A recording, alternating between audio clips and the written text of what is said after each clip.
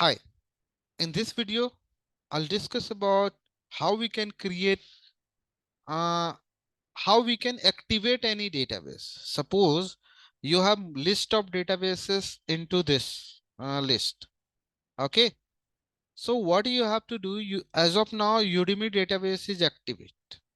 Now you want to activate Udemy underscore test. How we can do it? So you have to go to this drop down list and you can select here Udemy test. So this is the Udemy underscore test I have activated. Now whatever table will create, it will comes under the Udemy test database. Okay. Suppose as of now you have Udemy underscore test database activated. Now you want to activate Udemy database. So you have command to activate your database. So you need to write here use Udemy. This is the database name. You have to write down use. Then you have to run this command. After running this query, you will get here Udemy database. So you can see here just pressing F5. Press F5. Wait.